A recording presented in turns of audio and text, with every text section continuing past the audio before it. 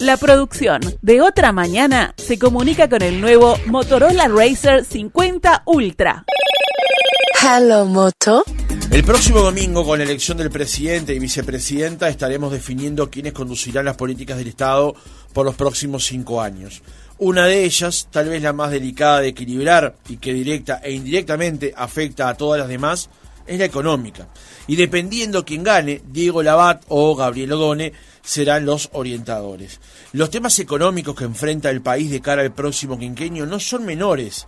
Si bien aún hay una inflación moderada dentro del rango meta por muchos meses, hay una considerable preocupación por el valor del tipo de cambio y el llamado atraso cambiario.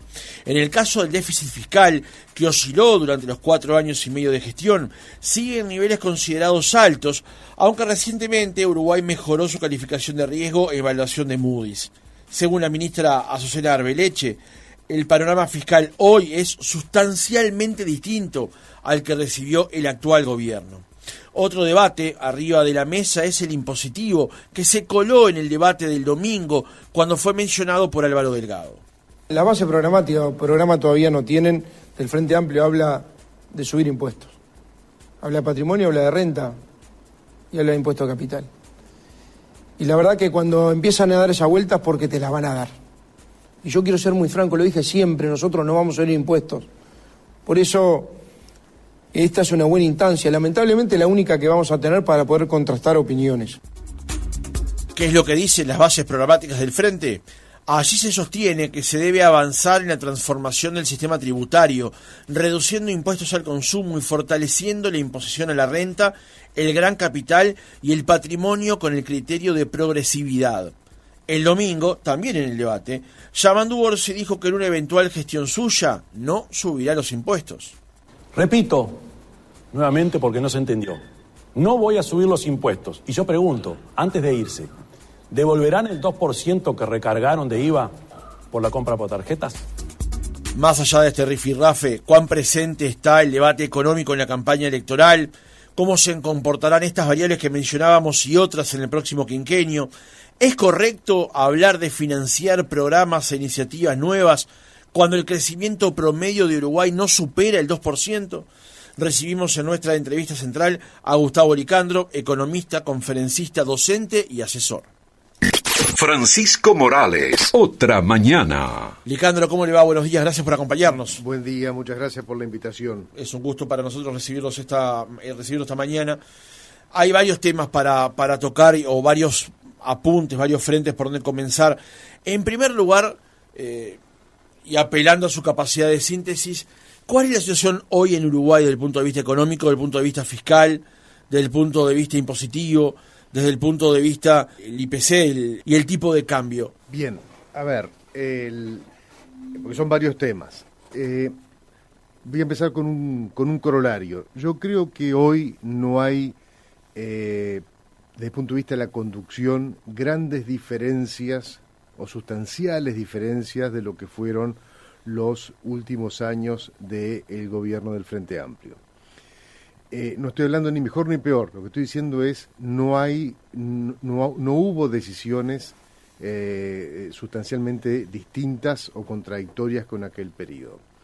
A ver, desde el punto de vista fiscal, vamos a terminar este periodo de gobierno con un déficit fiscal similar al que había dejado el gobierno del Frente Amplio, pero con un país que ha crecido, o sea que ha habido un poco más de recaudación que se gastó. Todos estos años el déficit fiscal finalmente fue financiado igual que en la época del Frente Amplio, con deuda pública, ¿no? La deuda pública hoy está en niveles, en términos del producto, más altos, en términos reales más altos de lo que estábamos en aquel momento, ¿verdad? Y desde el punto de vista del manejo presupuestal, personalmente a mí no me resulta convincente y no me resulta correcto, digamos, porque en los 15 años del Frente Amplio y en estos 5 años, la indexación del gasto público, la indexación de las partidas, la indexación de los sueldos públicos, la indexación de todos aquellos egresos que tienen algún carácter social, se fueron indexando de manera tal que la administración ha perdido control, pierde grados de libertad para manejar las cuentas públicas, ¿verdad? Lo cual creo que desde el punto de vista de un gobernante es algo equivocado, digamos. Pero bueno, así fueron las cosas y hoy día tenemos un presupuesto muy rígido justamente por el nivel de indexación que tiene. En materia de inflación, efectivamente estamos con un nivel de inflación sustancialmente menor, explicada esencialmente por la política de colocación de letras del Banco Central, que básicamente ha logrado deuda pública, la colocación de deuda pública es ingreso de dólares, eso o venta de dólares para colocarlo en deuda pública en moneda nacional. El Estado toma esos fondos en deuda, paga el exceso de peso que hay en el mercado. El Banco Central intenta esterilizarlo colocando letras de regulación monetaria con tasas en pesos altas, con lo cual a esos dólares que llegaron al mercado se suman otros que dicen, a ver, si yo me paso de dólares a pesos, lo coloco a una tasa del 9 y tanto % con un tipo de cambio que no se mueve, mi rentabilidad en dólares es muy alta, entonces eso fue generando un exceso de oferta de dólares, que es lo que explica lo que todos, para hablarlo fácilmente, llamamos el atraso cambiario. Que en definitiva, ¿qué es? Es un tipo de cambio, afecta a la competitividad del país a través de un tipo de cambio que es bajo, llamémosle artificialmente, no indebidamente, es artificialmente porque está provocado por una acción de gobierno, ¿verdad? Y eso permitió que los bienes transables del IPC, los transables son aquellos productos que se pueden exportar o importar, del IPC, ¿verdad? La inflación internacional más la devaluación, que en definitiva en los años pasados hubo caída del tipo de cambio, explican eso en buena medida la caída de la inflación en Uruguay. Con lo cual, sea quien sea que venga, es muy difícil que esté en su agenda modificar de una forma rápida estos problemas de competitividad de la economía, porque claramente eso se reflejaría en un aumento de inflación. De nuevo, no estoy diciendo si es bueno o es malo, lo que estoy diciendo es así. Ese camino va a seguir por ahí. Entonces, el estado de situación, el estado de cosas del país hoy no presenta grandes diferencias de lo que fueron los últimos años de la administración del doctor Vázquez, ¿no? Claramente, si uno escucha, y ya mirando hacia adelante, escucha los discursos, los mismos los del domingo y los de toda esta campaña, en realidad están sugiriendo, llamémosle, estrategias más o menos parecidas, ¿no? Preocupados por algún tipo de políticas sociales, como los temas de infancia, preocupados por la recuperación de salario, y eso implica consejo de salario e indexación, que es otro tema. Entonces, claramente todo está mostrando un escenario que no va a tener grandes cambios en estos tiempos próximos, ¿verdad? Nicandro, en la pasada campaña electoral se hablaba de un alto déficit fiscal que era motivo de preocupación, que incluso se señalaba de parte de quienes hoy son gobierno de que podía hacer peligrar el grado inversor. Han pasado 4 años de gobierno, es cierto, pasaron una cantidad de circunstancias, pandemia, sequía, y el tema inflacionario con la invasión de Rusia a Ucrania, pero hoy estamos en un déficit fiscal que, como usted señalaba, está similar. Parecido al de hace 5 años atrás. ¿Dónde radica el problema para que Uruguay siga viviendo con más de lo que gana? Lo que pasa es que a partir de la pandemia también en el mundo hubo políticas fiscales muy expansivas en Estados Unidos y en Europa principalmente. Y Estados Unidos es la que es más importante para nosotros. Eso que generó un exceso de liquidez en Estados Unidos, en Europa y en otras partes del mundo, muy fuerte, porque claro, el impacto negativo sobre la economía fue atendido o intentado, como se dice, como podemos decir, compensar, ¿verdad?, con una expansión de gasto público, particularmente en Estados Unidos, y con bajas de interés en su momento. Eso se reflejó en más inflación en Estados Unidos y en Europa. Hubo un aumento de tasas, pero la realidad del 2020 a hoy es que el mundo está con mucho más liquidez que antes. Entonces, a igual situación, la capacidad de crédito de nuestro país mejoró respecto a lo que estábamos en 2019. En realidad, tenemos investment grade ya desde hace algunos años, ha ido mejorando esa calificación, no porque el país haya mejorado su política, sino porque el mundo hoy también está más dispuesto a prestarle a este tipo de países con los números que muestra un país como el nuestro. Entonces, yo creo que no es un buen indicador de calidad, digamos, de gestión, si mejoró o no mejoró el investment grade. Tenemos el investment grade, no lo hemos perdido, pero claramente el mundo es el que está más dispuesto a prestarnos. Y eso se ve claramente en poder tener déficit fiscal de una forma año tras año, ¿verdad? Y que, en definitiva, no se financia emitiendo, se financia colocando deuda, bueno, y eso, la deuda y el atraso cambiario son dos drogas, digamos, porque es lo que evita, tanto en un país como en una familia, evita tomar medidas de austeridad, digamos, ¿no? Y bueno, y ese es el estado de cosas. Pensemos que cuando termina el gobierno de Doctor Valle, el gasto público era en 25% del producto, con el producto de aquel momento. Los 15 años de Frente Amplio, el gasto público fue subiendo hasta llegar a un 35-36% del producto. En estos 5 años que llevamos ahora, se ha mantenido exactamente igual. Entonces, 10 puntos del producto es un volumen enorme de ingresos, ¿no?, que es lo que aumentó el gasto. Terminamos este año con un déficit fiscal de 4,5% del producto aproximadamente, ¿no?, lo cual quiere decir que el aumento de gasto superó el aumento de ingresos que hubo por el crecimiento de los 15 años del Frente Amplio y lo que ha habido en este periodo. No importa ahora si es poco o mucho, pero ha habido crecimiento. Entonces, claramente, hay un mundo dispuesto a prestarnos.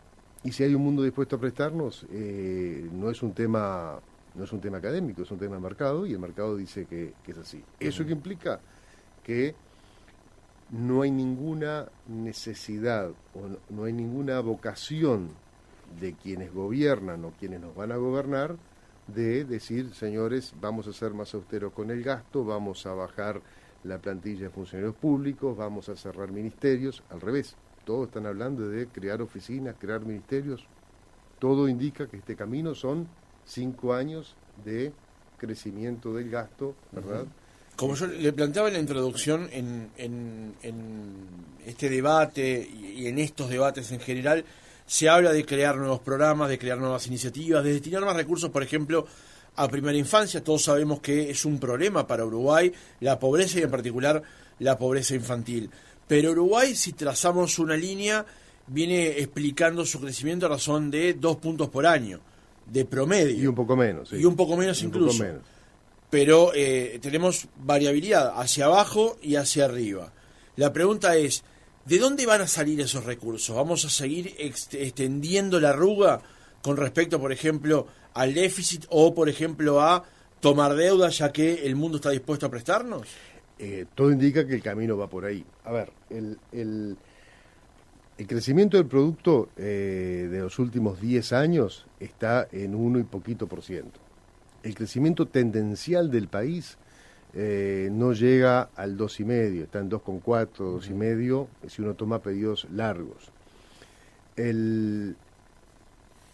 La estrategia del Frente Amplio de aumento del gasto público en sus primeros años, con el primer gobierno de Vázquez y hasta la mitad del gobierno de Mujica, era defendido por casi todos los economistas del Frente Amplio, incluso por quien proponen para ministro ahora, decía, bueno, no, ahora el crecimiento tendencial del país es entre 3,5 y 4, lo cual implica una mayor recaudación, eso justifica un crecimiento del gasto público. La realidad dijo, no, Uruguay sigue siendo un país de un crecimiento de 2,4, 2,5, ¿verdad? Eso Con ese camino aumentaron el gasto público, la recaudación no fue suficiente, seguimos con tantos años de déficit fiscal como hasta ahora, ¿verdad? Y finalmente tuvimos un mercado que nos financió. ¿De dónde salen los recursos para todas estas políticas, no solamente la de infancia, sino otras cosas que están hablando? Y bueno, yo creo que esencialmente va a ser deuda pública. O sea, yo creo que ambos, tanto la coalición como el Frente Amplio, están partiendo de un error de diagnóstico, y es que ambos creen que este periodo de gobierno ha hecho un buen manejo de las finanzas públicas, que ha sido austero, que ha sido severo en materia de gasto, ¿verdad? Entonces, como la política fiscal ha sido restrictiva, ha llegado un momento de, digamos, tener políticas, sobre todo en materia social, un poco más expansivas. Pero están partiendo de un diagnóstico equivocado. Este no ha sido un periodo de ajuste del gasto público, y por lo tanto los dos están diciendo vamos a aumentar el gasto, estamos previendo tanto para los pasivos, los jubilados, para la infancia, para las rutas, para lo que fuera, ¿no?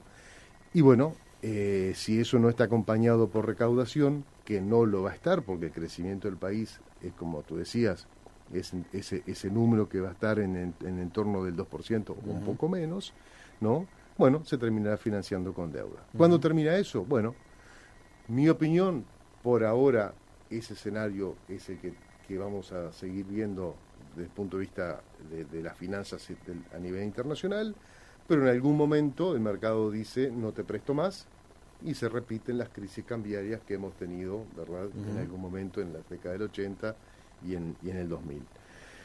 ¿Está eso en el horizonte cercano? La respuesta es no, no lo está. El mundo hoy está muy líquido, y claramente, aún con un manejo fiscal, en mi opinión, inconveniente, las calificaciones del país han ido mejorando.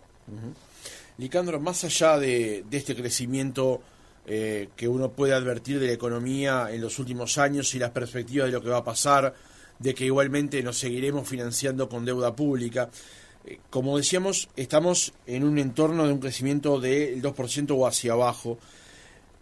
Y muchos en la campaña electoral hablan de que Uruguay tiene que crecer más, debe crecer más.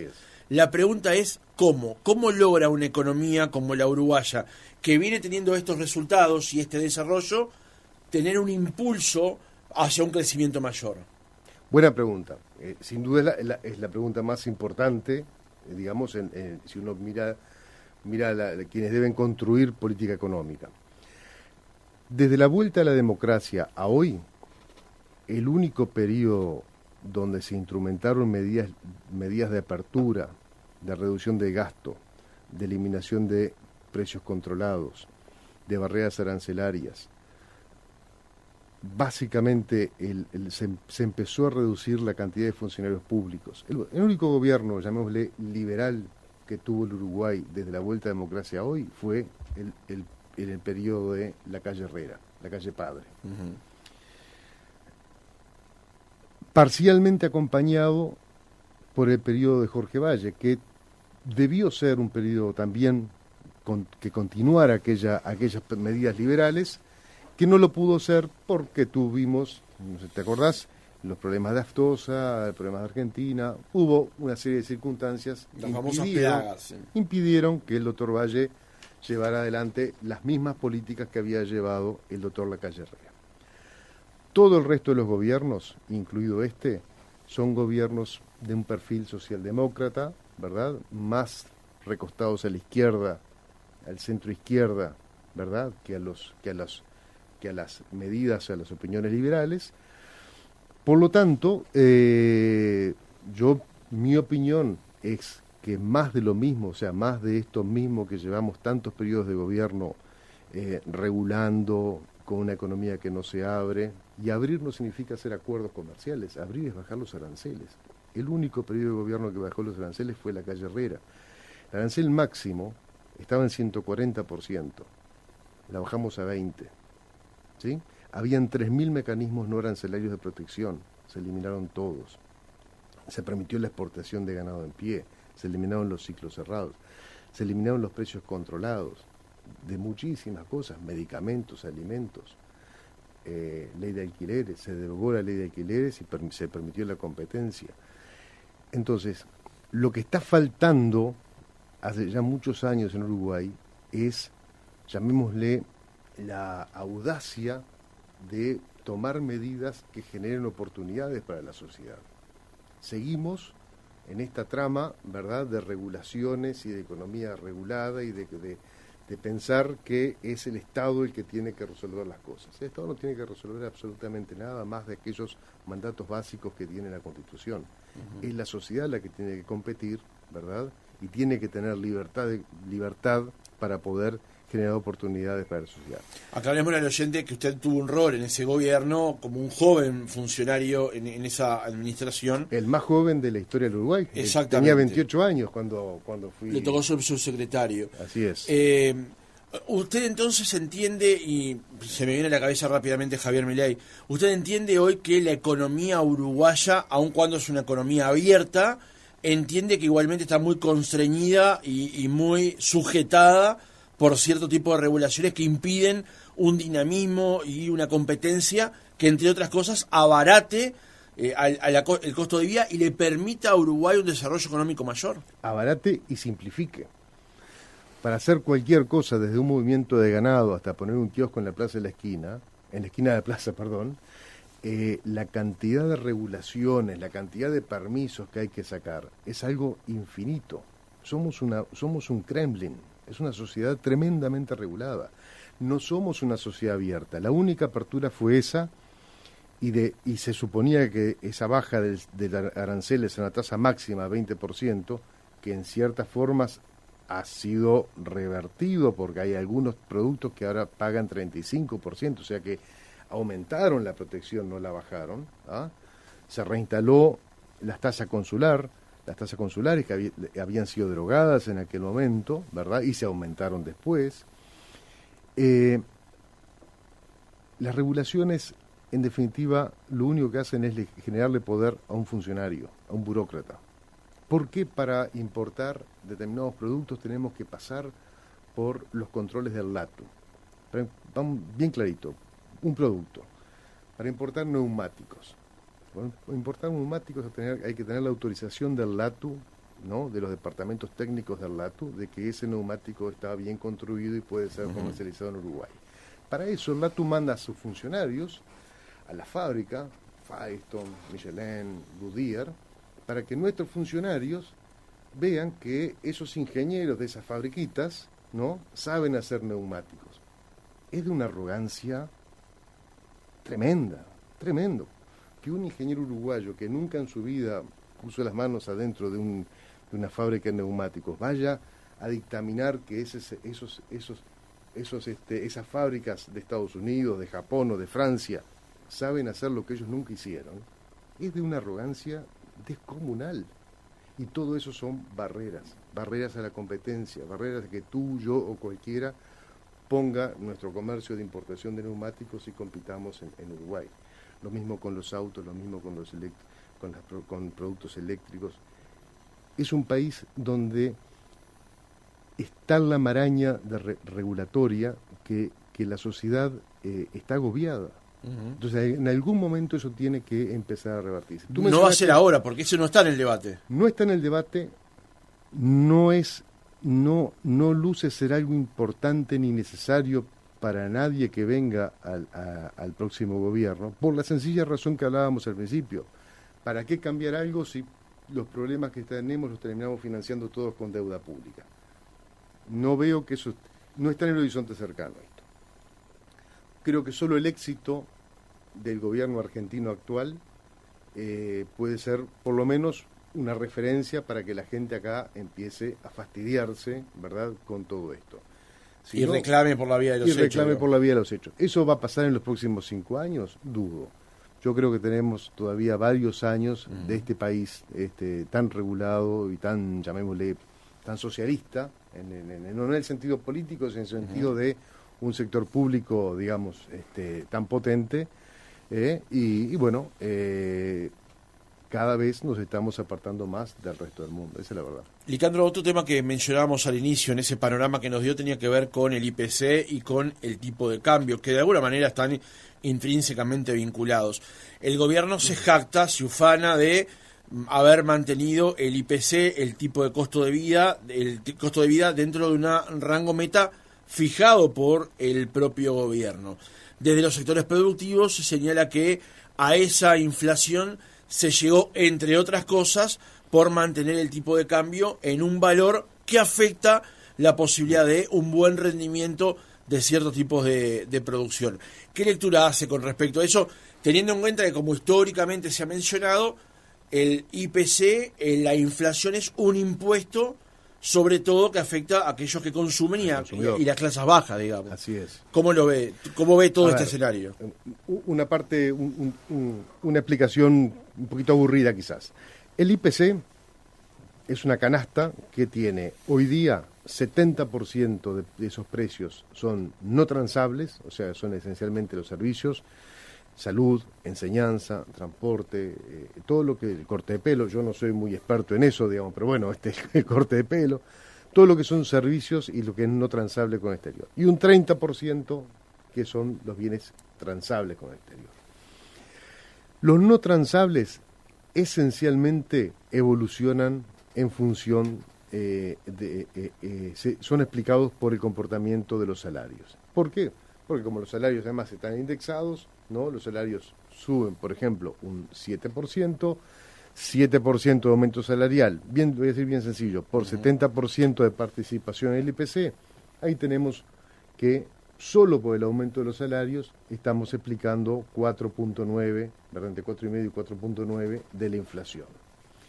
Para que la inflación siga en ese 4,5%, los transables tienen que contribuir con 0 de inflación. Y si la inflación internacional es más 2, el tipo de cambio de alguna manera tiene que caer menos 2 para que eso dé en el conjunto 0. Entonces, hice esta explicación simplemente para entender que la inflación hoy está explicada esencialmente por los bienes y los precios no transables de la economía, que son estos que estábamos hablando, ¿verdad? Y claramente lo que se usó fue, a través de la política monetaria, el impacto sobre el tipo de cambio para evitar que el precio de los bienes transables incida sobre el IPC. Eso se puede mantener en el tiempo, un tiempo sí, pero eso implica un costo creciente del Banco Central, colocando letras de regulación monetaria, pagando intereses caros en pesos, ¿verdad?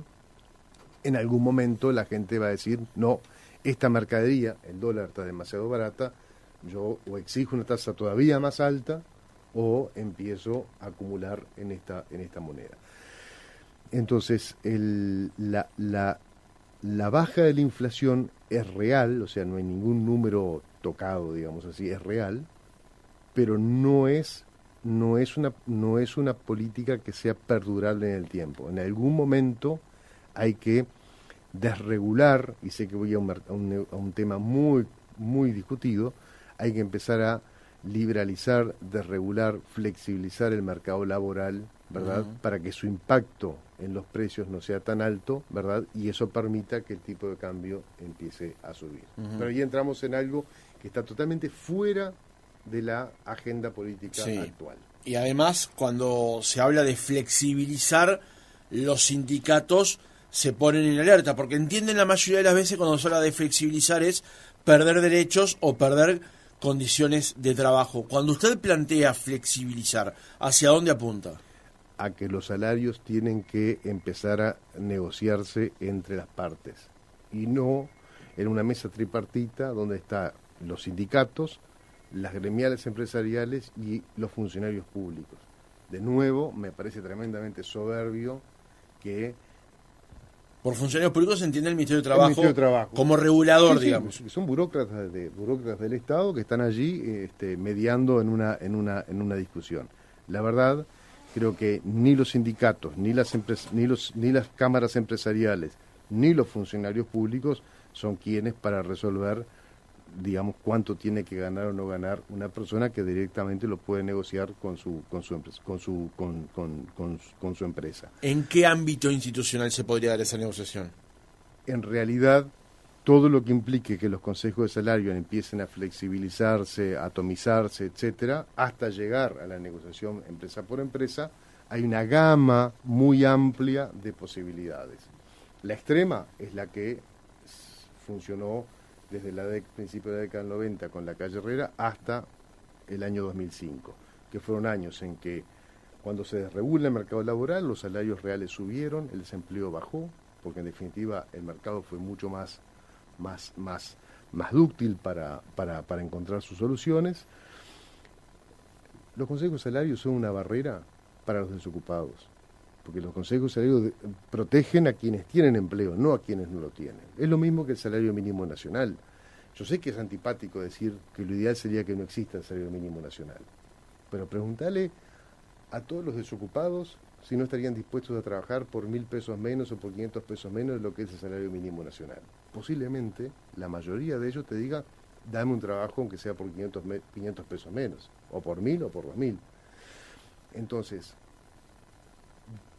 de nuevo, la soberbia de decir, este tiene que ser el salario mínimo nacional, y hay un señor allá que no puede acceder a trabajo porque hay alguien, un burócrata, que dice, por menos de esto nadie debe trabajar. Lo que pasa es que lo que usted plantea va de frente contra la matriz de lo que es este país. Contra la matriz de este país y contra las posiciones que tienen hoy quienes gobiernan y quienes van a gobernar. O sea, estoy claro de que estoy fuera de agenda, digamos, ¿no?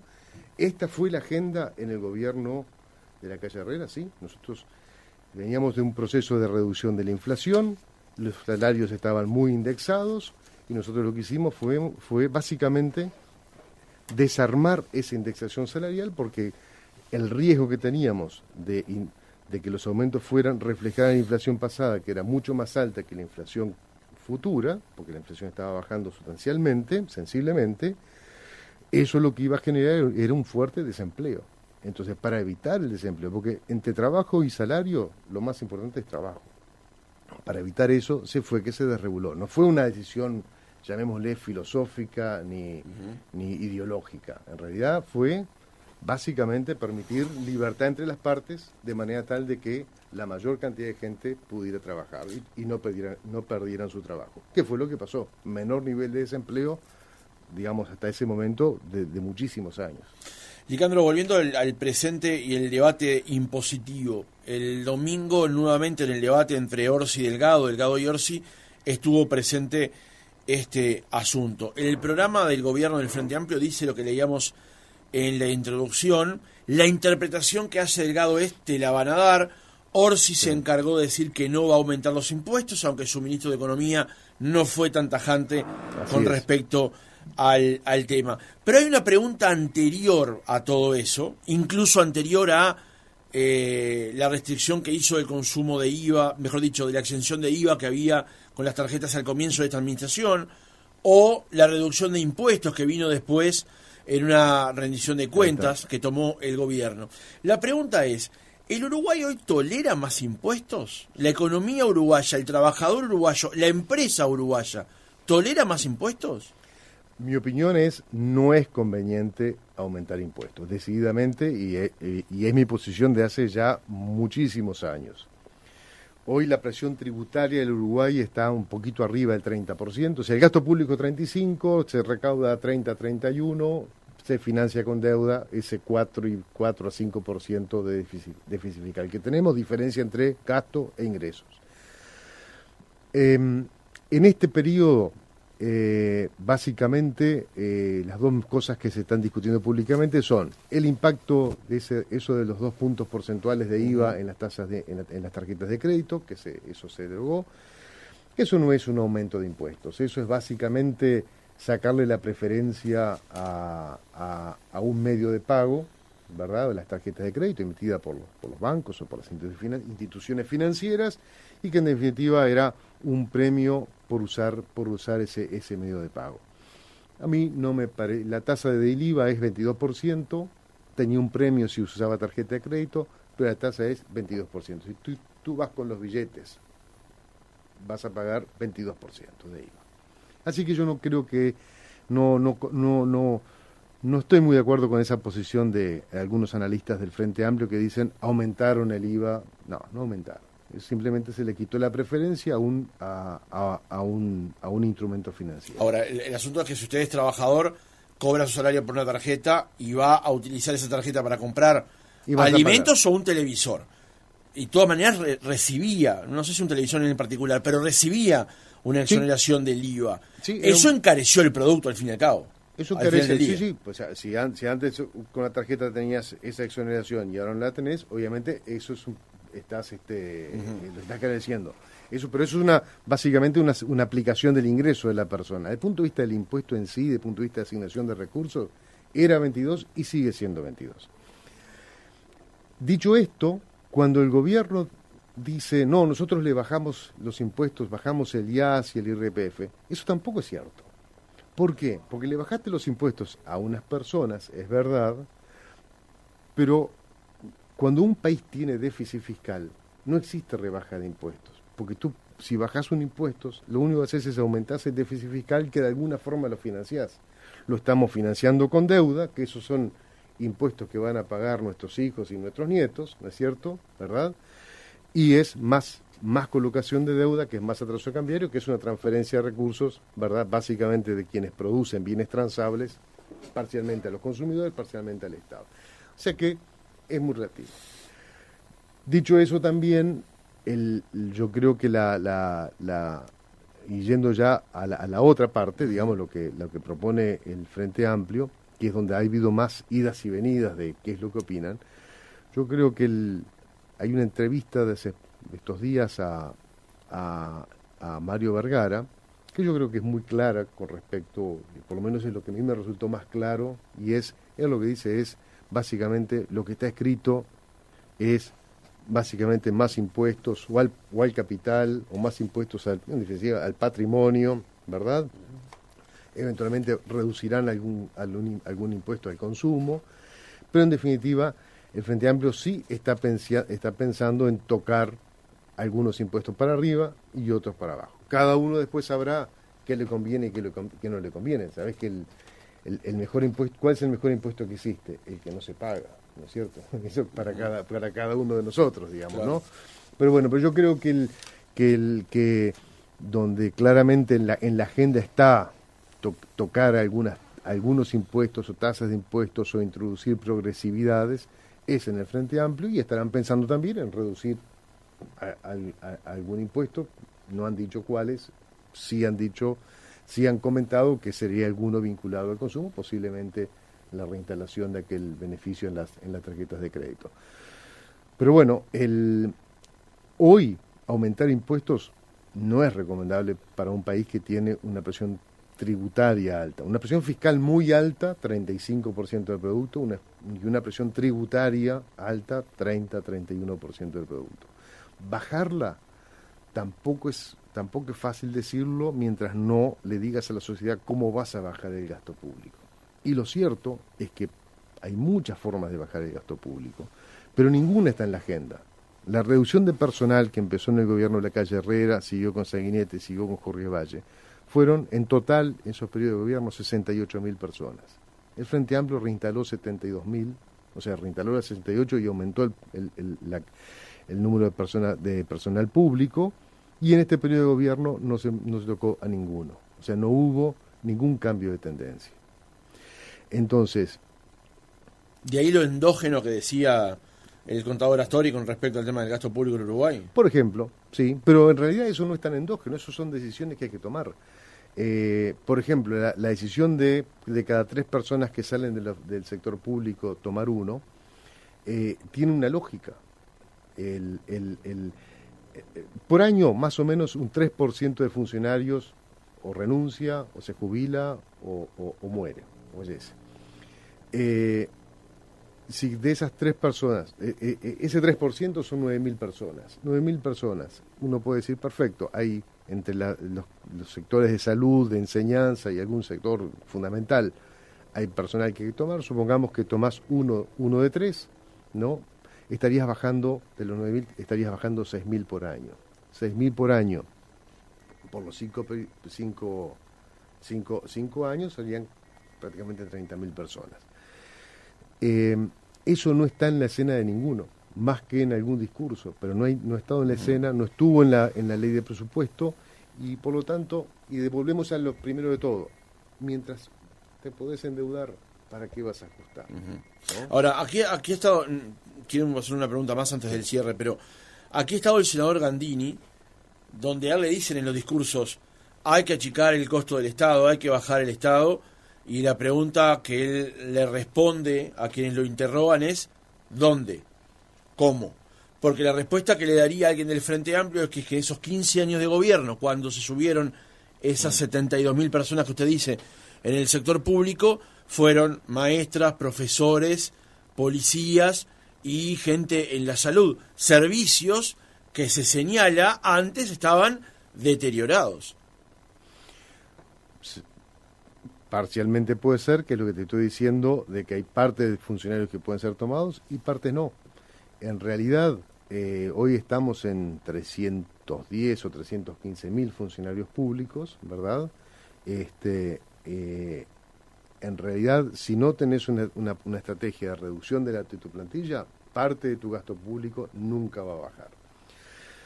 Históricamente los salarios públicos se negociaban en cada ley de presupuesto y básicamente era una decisión, ¿verdad?, de las finanzas públicas, ¿eh? No había una pauta salarial, no había un acuerdo para los funcionarios públicos. Hoy día los salarios públicos están prácticamente todos indexados, con lo cual no hay ningún movimiento, ninguna posibilidad de subirlos o bajarlos, esencialmente bajarlos si en algún momento fuera necesario. Tuvimos pandemia.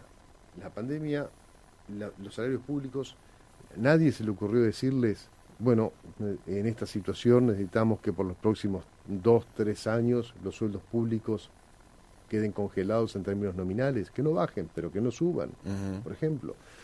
Se siguieron creando ministerios. Siempre que se crea un ministerio, el argumento es, no nos preocupemos porque estos son oficinas que ya existen, el gasto no va a aumentar. Cuando pasás la raya, crear un ministerio, eso implica creación de gastos. Hay un ministerio a crear en las dos coaliciones, que será el Ministerio de Justicia, aunque se ha planteado el mismo argumento de que efectivamente se juntarían otras cuestiones. Pero el aumento de gasto viene siendo un proceso irreversible en los últimos 20 años.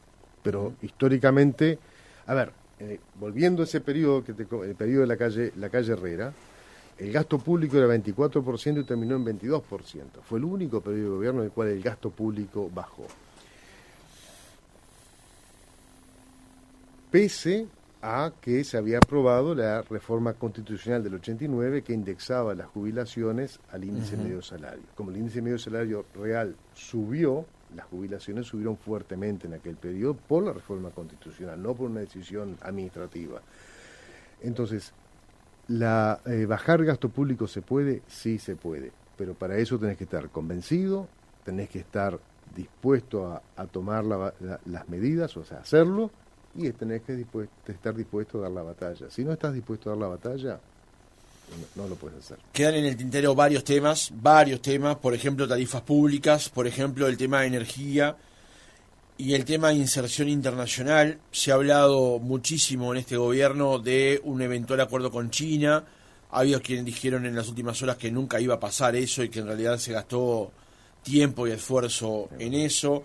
Se ha intentado ingresar al acuerdo transpacífico y está allí la solicitud y no se ha avanzado en ese asunto.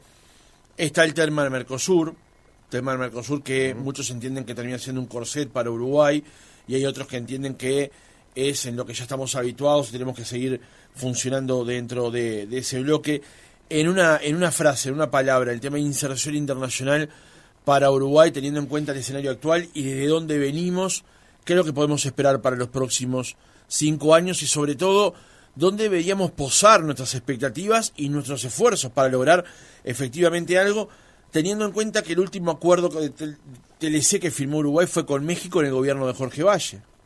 A ver, no todos los acuerdos internacionales, estos de comercio, implican que los aranceles que cobran esos países se trasladen íntegramente a nuestros exportadores. Parte de esas rebajas arancelarias, como pasa en cualquier país, también es captada y la decisión es tomada para beneficiar a tus consumidores. Los consumidores chinos, los consumidores de Malasia o del país que fuera. Entonces, esos acuerdos en realidad, yo buenamente comparto que ha habido mucha parte discursiva y en realidad no hubo ninguna, pero mucha parte discursiva cuando en realidad la apertura del Uruguay tendría que haber avanzado más por el lado de la apertura unilateral, o sea, la rebaja arancelaria y seguir desregulando el comercio exterior uruguayo, que eso claramente beneficia a los consumidores en Uruguay, o sea, a la sociedad, beneficia a los empresarios que son competitivos en Uruguay porque van a estar comprando equipamiento industrial, o sea, maquinaria de equipos, vehículos, materias primas, etcétera, de una forma más competitiva. Bueno, eso no pasó. Desde el punto de vista política comercial, desde el punto de vista mercado internacional, no ha pasado nada importante realmente desde hace ya muchos años. Mi opinión es que en estos años que viene, por lo que he escuchado, nadie está pensando en rebajas arancelarias ni apertura comercial. Al contrario, de hecho, Orsi, el candidato Orsi, ha hablado de utilizar las compras del Estado como un mecanismo de protección. Eso es tremendo, porque eso le está diciendo a los contribuyentes, le está diciendo a la sociedad, ustedes van a pagar más impuestos para beneficiar a algunos proveedores del Estado de la industria nacional que van a ser menos competitivos que el producto importado. Entonces lo que está diciendo es, sus impuestos van a ser aplicados a cosas más caras, a comprar cosas más caras que las que podríamos comprar en competencia. Eso realmente es una decisión que pasó inadvertida porque nadie lo ha visto o nadie quiere hablar del tema, pero eso claramente es una decisión equivocada desde el punto de vista fiscal. Pero bueno, creo que no van a pasar grandes cosas en materia de política comercial, como en ningún área vinculada a la competitividad. La única cosa importante de esta campaña electoral fue la posibilidad, el anuncio o la propuesta de desregular el mercado de hidrocarburos, de combustibles, y quedó por el camino, como ya había quedado por el camino en la elección pasada. Eso claramente a quién beneficia, a la sociedad.